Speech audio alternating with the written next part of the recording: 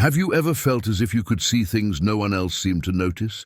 A forced smile that hides sadness, a heavy silence that screams resentment, averted eyes that carry unspoken secrets.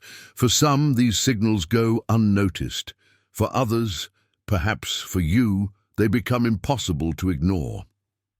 Carl Jung called this a differentiated form of perception, the rare ability to detect what hides behind social masks, to sense the invisible currents flowing through every human interaction. But here lies the paradox. Seeing too much can hurt.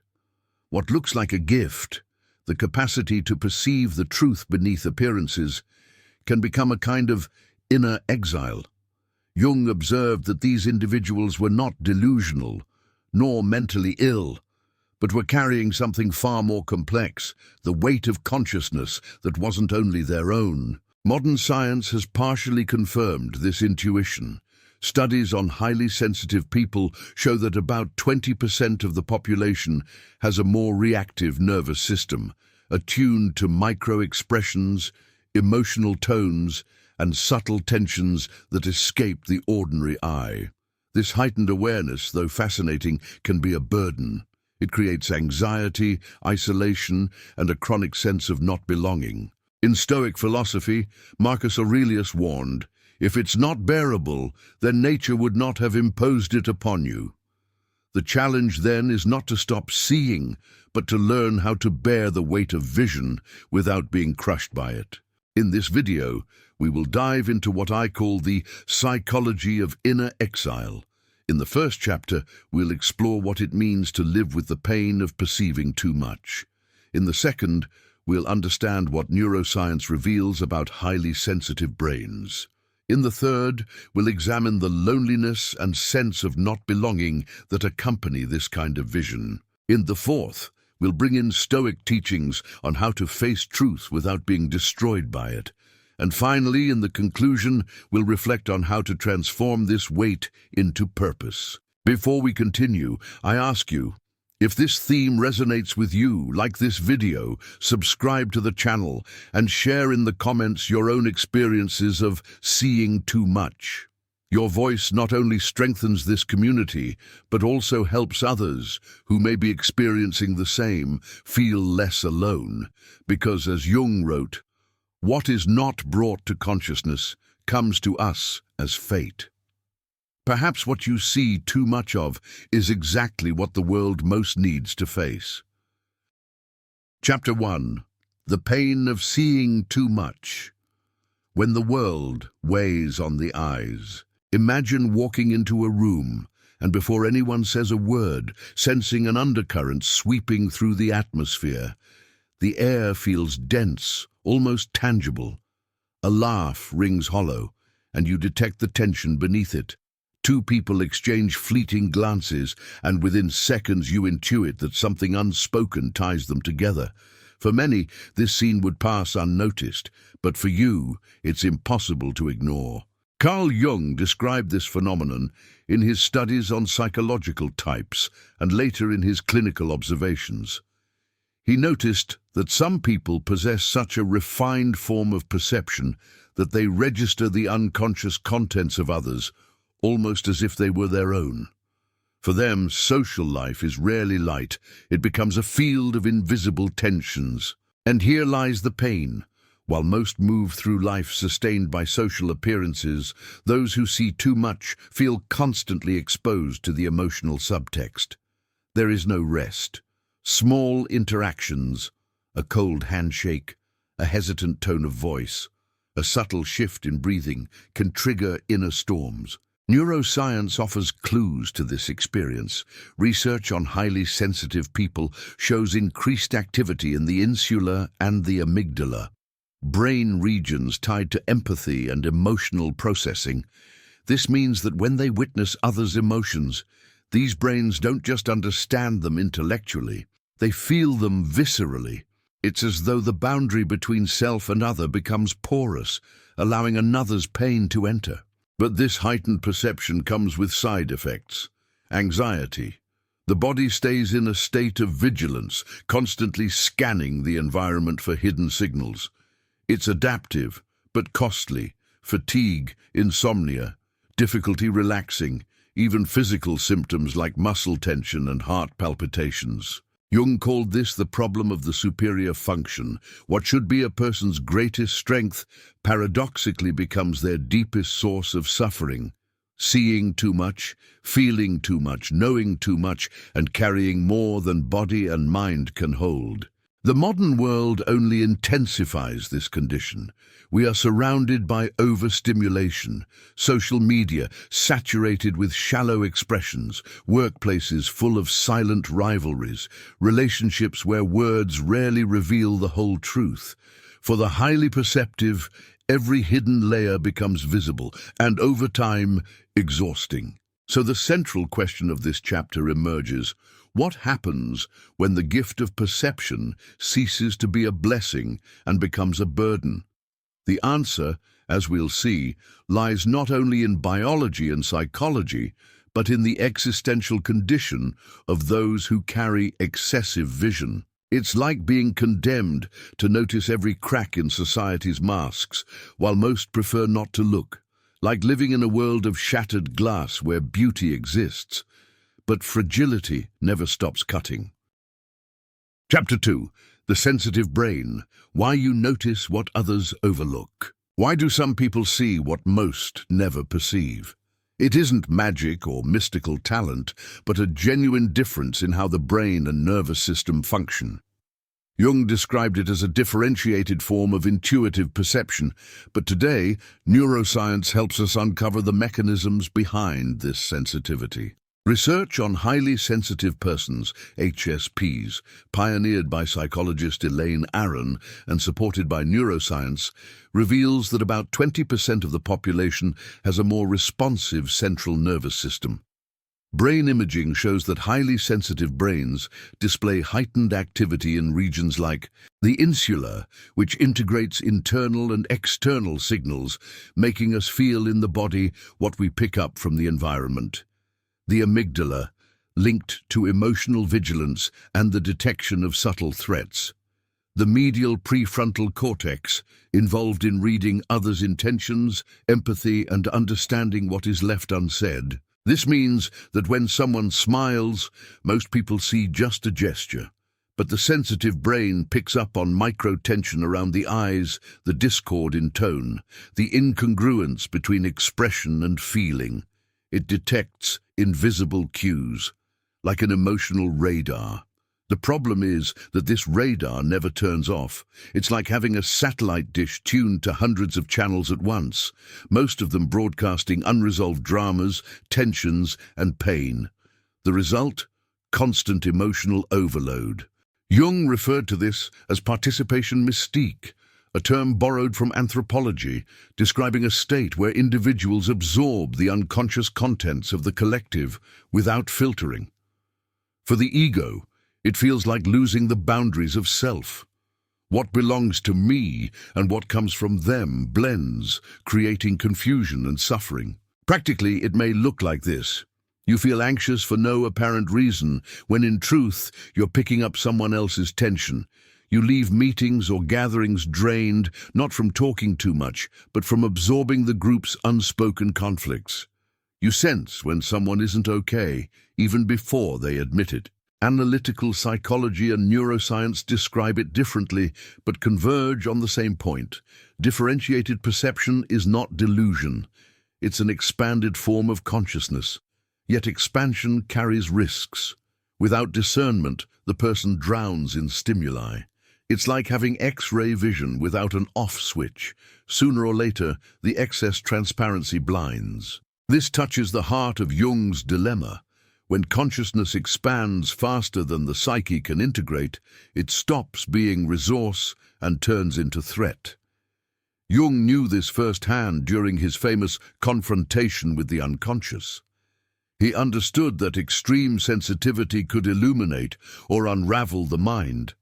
The question then is not only why we see too much, but how we survive what we see. And that leads us into the existential terrain, the inner exile.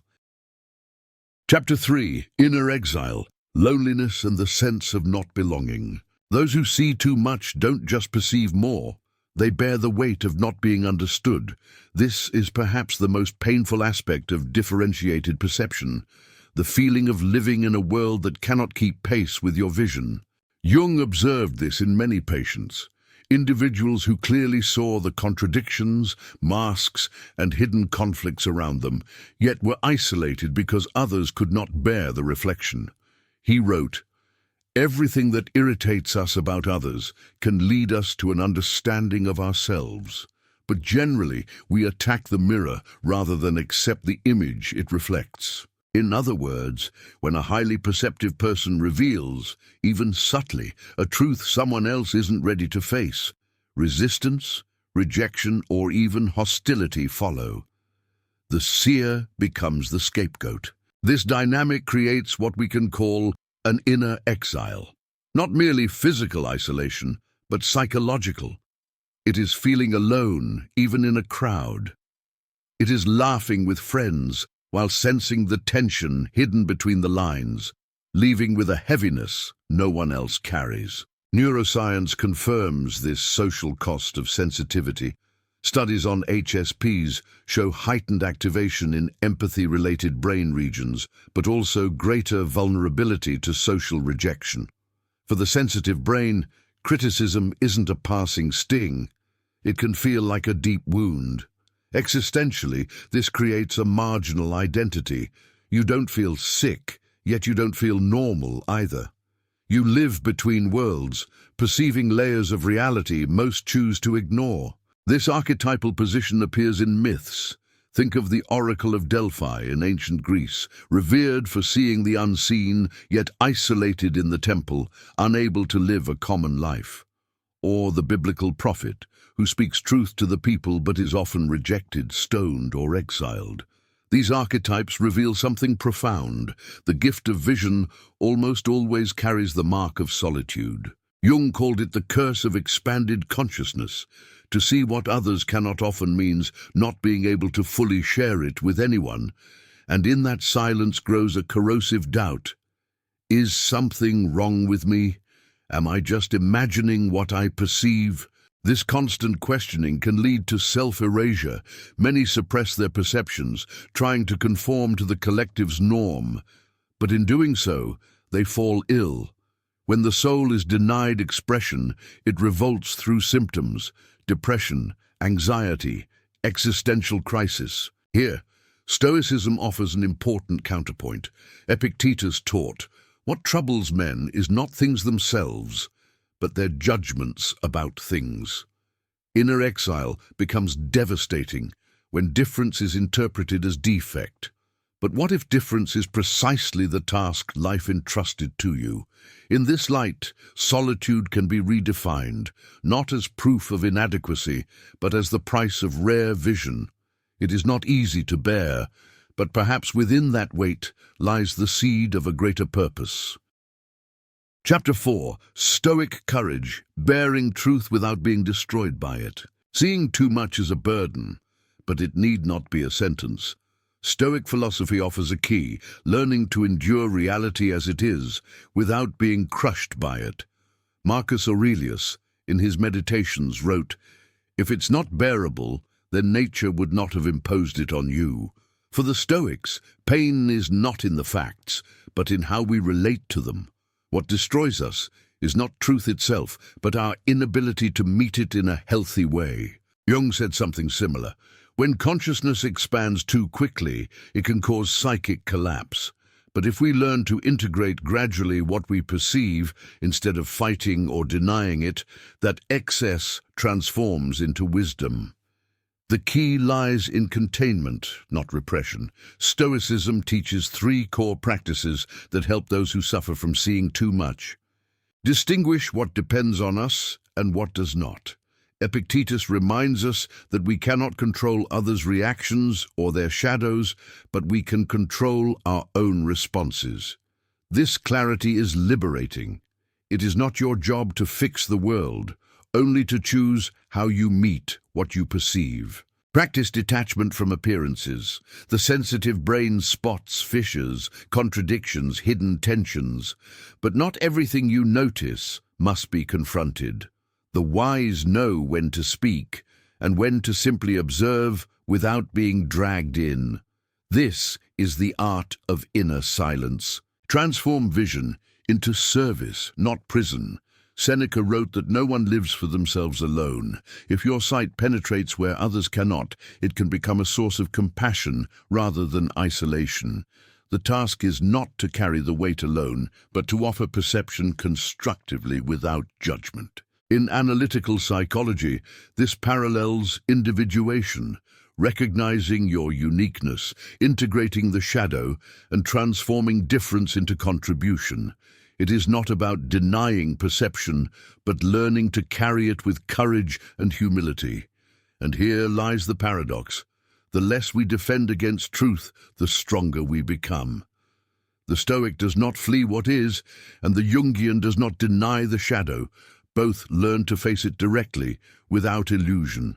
True strength is not in closing the eyes, but in opening the heart without being consumed. Stoic courage is remaining whole before what is seen, accepting vision's weight as part of the human condition. Thus, sensitivity ceases to be condemnation and becomes spiritual discipline.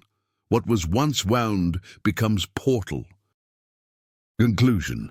From weight to purpose, integrating vision as life force. Seeing too much is a lonely and often painful experience, but Jung and the Stoics show us that when faced with courage, this very pain can become a source of transformation. What once seemed like a curse reveals itself as a task.